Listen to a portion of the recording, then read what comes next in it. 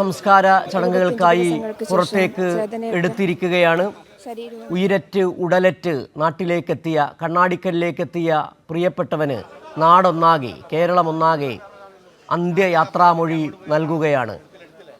75-ാം ദിവസം ജൂലൈ 16-ന് ഉണ്ടായ വലിയ മണ്ണിടിച്ചിലിൽ പെട്ട് പുഴയുടെ ആഴങ്ങളിലേക്ക് ലോറിക്കൊപ്പം പോയ അർജുൻ, ഒരു നാടിൻ്റെ ഒന്നാകെ വിങ്ങലായി, നൊമ്പരമായി, സങ്കടമായി മാറിയ അർജുൻ, അതേ നാട്, അതേ നാട്ടുകാർ, കന്നഡദേശക്കാർ ഇപ്പോൾ അർജുൻ എന്ന ആ പ്രിയപ്പെട്ടവന് അന്ത്യയാത്ര നൽകുകയാണ്. രാമച്ചമെത്തയിൽ അന്ത്യയാത്ര ഒരുക്കി വീട്ടുകാരും ബന്ധുക്കളും നാട്ടുകാരും അടക്കം ആ പ്രിയപ്പെട്ടവന് വിട നൽകുകയാണ്. ഇന്ന് രാവിലെയാണ് കേരള അതിർത്തി അഴിയൂരിൽ അർജുൻ്റെ മൃതദേഹം മന്ത്രി AK ശശീന്ദ്രൻ്റെ നേതൃത്വത്തിൽ ഏറ്റുവാങ്ങിയത്. വിലാപയാത്രയായി നാട്ടിലേക്ക്, കണ്ണാടിക്കലിലേക്ക് കൊണ്ടുവന്ന മൃതദേഹം ഇപ്പോൾ സംസ്കാരത്തിനായി എടുത്തിരിക്കുകയാണ്. അതിൻ്റെ തത്സമയ ദൃശ്യങ്ങളാണ് കണ്ടുകൊണ്ടിരിക്കുന്നത്. കർണാടകത്തിൽ നിന്ന് കാർവാർ MLA സതീഷ് കൃഷ്ണസെയിൽ, ഉത്തര കന്നഡ ജില്ലാ കളക്ടർ, അതോടൊപ്പം തന്നെ രക്ഷാദൗത്യത്തിനെത്തിയ ഈശ്വർ മാൽപേ, എല്ലാവർക്കും 75 ദിവസം കൊണ്ട് അവരുടെ എല്ലാം കണ്ണ് നനയിച്ച അർജുൻ ആരായിരുന്നു, അർജുൻ VIP ആയിരുന്നോ എന്ന ചോദിച്ചവർക്ക് മറുപടിയാണ് ഒരു നാടൊന്നാകെ ഇപ്പോൾ നൽകിക്കൊണ്ടിരിക്കുന്നത്. അർജുൻ്റെ സംസ്കാര ചടങ്ങുകൾ ആണിപ്പോൾ കണ്ണാടിക്കലിലെ വീട്ടുവളപ്പിൽ നടന്നുകൊണ്ടിരിക്കുന്നത്. രാവിലെ മുതൽ വലിയ ജനാവലി, വൻ ജനസാഗരമാണ് അർജുൻ എന്ന പ്രിയപ്പെട്ട കേരളത്തിൻ്റെ മകനെ കാണാൻ അവിടെ എത്തിച്ചേർന്നുകൊണ്ടിരിക്കുന്നത്. വലിയ തിരക്ക്, പേരറിയുന്നവർ, പേരറിയാത്തവർ, പല ദേശങ്ങളിൽ നിന്ന് വന്നവർ, പല നാടുകളിൽ നിന്ന് വന്നവർ അർജുനെ അവസാനമായി ഒരു നോക്ക് കാണാൻ, അന്ത്യയാത്ര നൽകാൻ കണ്ണാടിക്കലിൽ എത്തിച്ചേർന്നിരുന്നു. കണ്ണീരൊഴുക്കുകയാണ് കണ്ണാടിക്കൽ.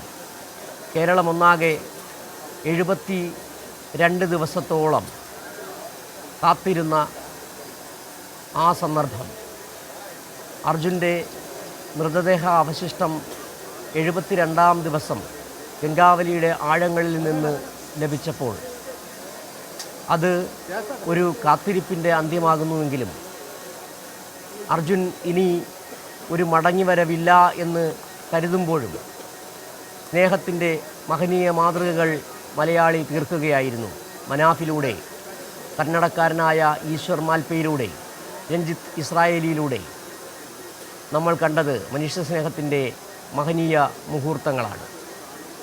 ഒരു ദേശം മറ്റൊരു ദേശത്തെ മനുഷ്യസ്നേഹത്തിൻ്റെ മഹനീയത എന്തെന്ന്, സഹജീവനത്തിൻ്റെ, സ്നേഹത്തിൻ്റെ രസതന്ത്രം എന്തെന്ന് പഠിപ്പിക്കുകയായിരുന്നു. മകനായി കളിപ്പാട്ടവുമായി വരാനിരുന്ന പിതാവ് 19-ാം വയസ്സിൽ കുടുംബത്തിൻ്റെ അത്താണിയായി മാറിയ അർജുൻ എന്ന മകൻ കൂടെ ജീവിത പങ്കാളിയായിരുന്ന ഭാര്യയ്ക്ക് ഒപ്പം ഒരുപക്ഷെ ജീവിതകാലം മുഴുവൻ തനിക്കൊപ്പം ഉണ്ടാകും എന്ന് കരുതിയിരുന്ന അർജുൻ്റെ ഭാര്യ, അങ്ങനെ എല്ലാവരും അവർക്കൊപ്പം ഒരു നാടൊന്നാകെ, കണ്ണാടിക്കൽ മാത്രമല്ല കന്നഡയിലുള്ള വലിയ ജനവിഭാഗമടക്കം അർജുൻ എന്ന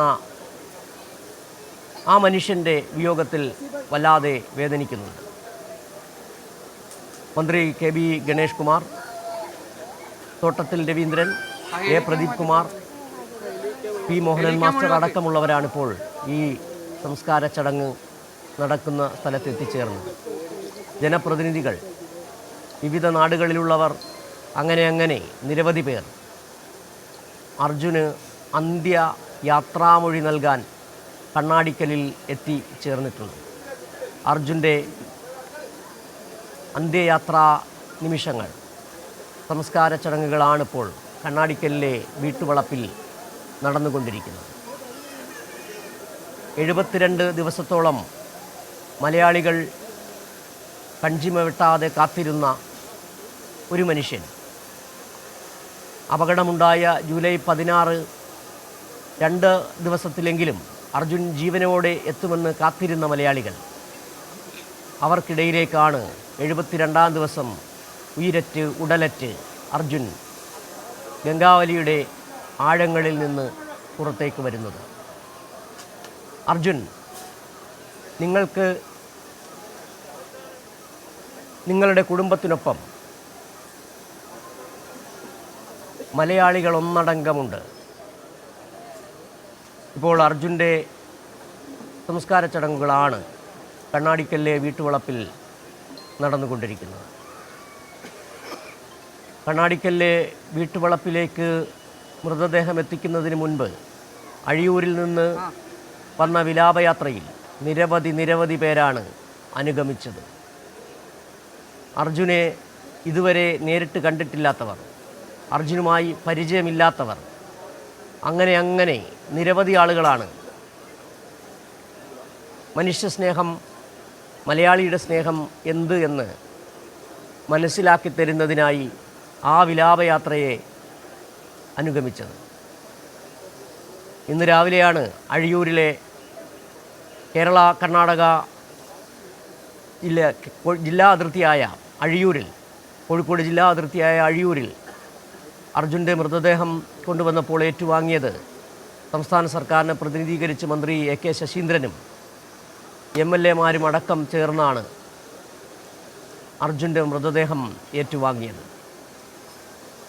ഒരു നാടൊന്നാകെ കരഞ്ഞുപോയ നാളുകൾ. 72 ദിവസവും മലയാളി കാതോർത്ത് തന്നെ ഇരിക്കുകയായിരുന്നു.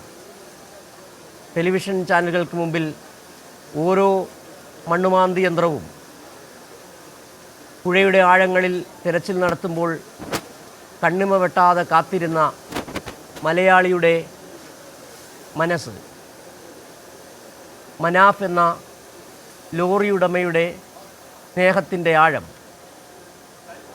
എല്ലാം മലയാളി കണ്ടറിഞ്ഞതാണ്.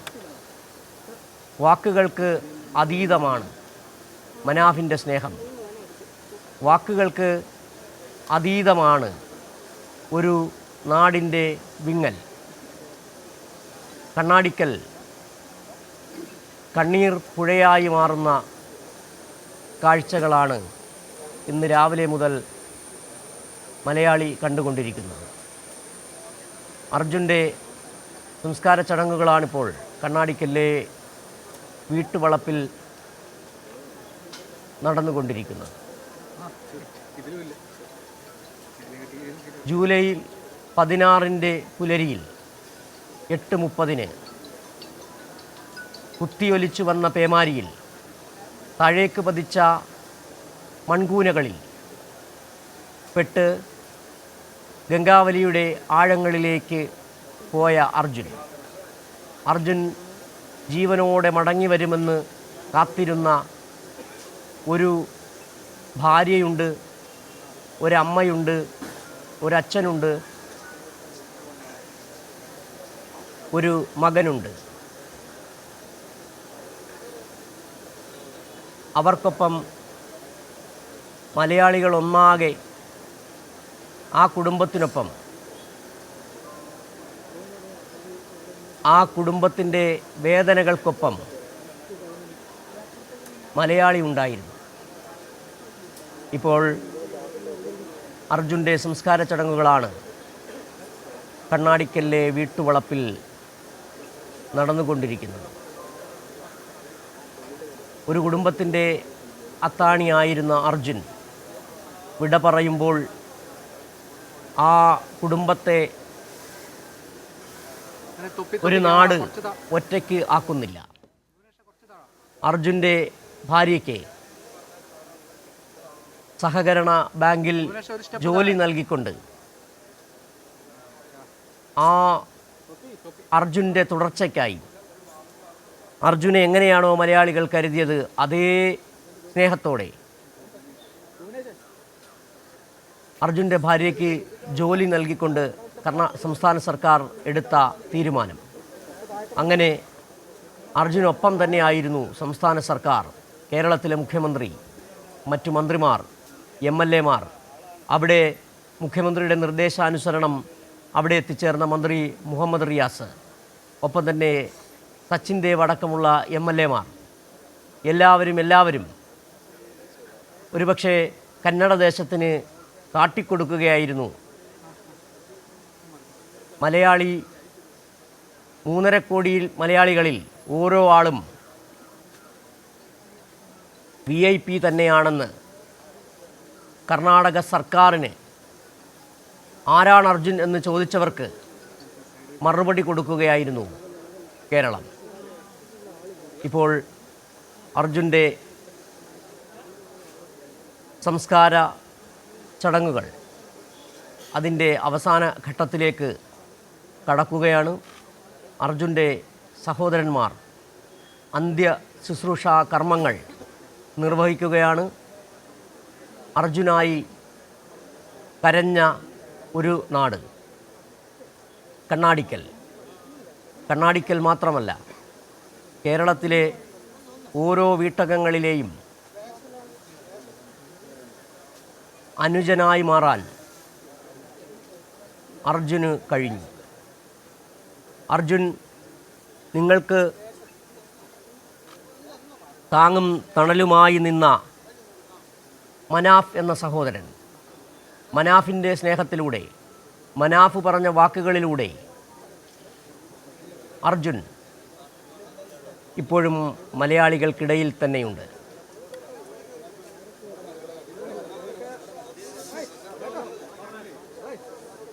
അർജുൻ്റെ സംസ്കാര ചടങ്ങുകളാണിപ്പോൾ കണ്ണാടിക്കലിലെ വീട്ടുവളപ്പിൽ നടന്നുകൊണ്ടിരിക്കുന്നത്.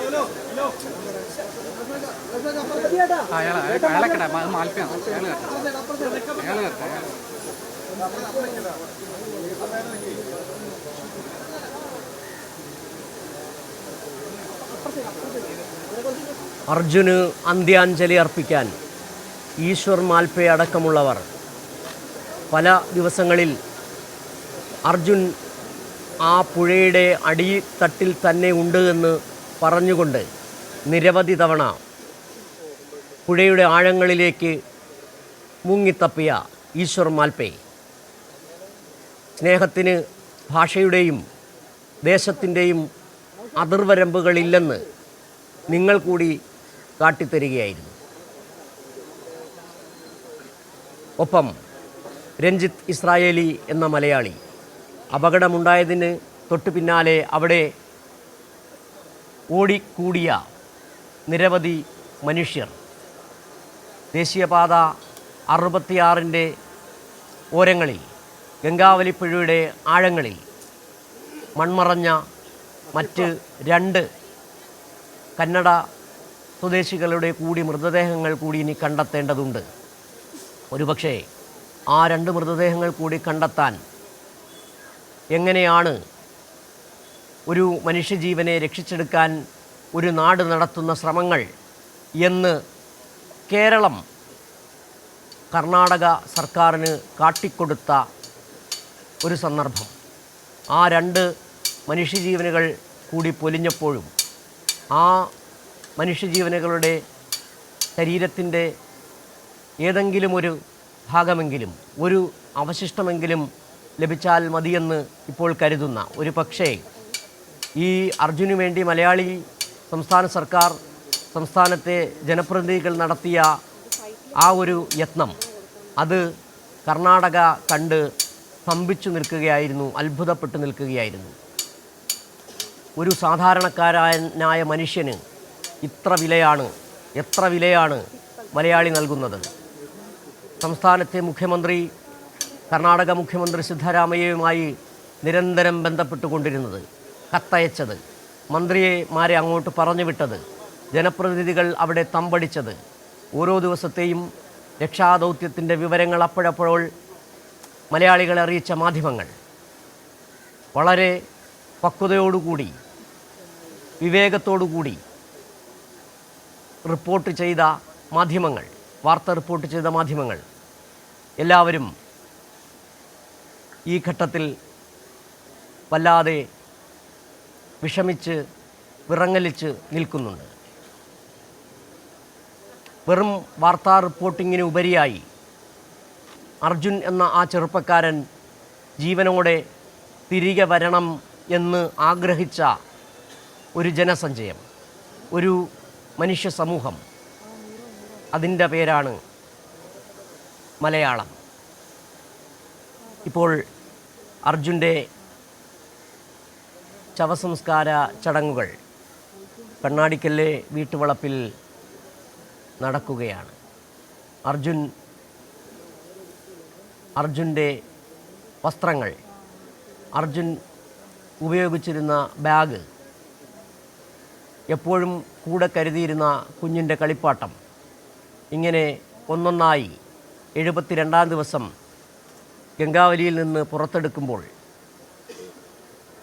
കണ്ണാടിക്കല്ലെ വീട്ടിലിരുന്ന് കരഞ്ഞ ആ അമ്മയ്ക്കും ആ ഭാര്യയ്ക്കും ആ മകനും ആ സഹോദരിക്കും ആ അച്ഛനുമൊപ്പം തന്നെയായിരുന്നു മലയാളികൾ.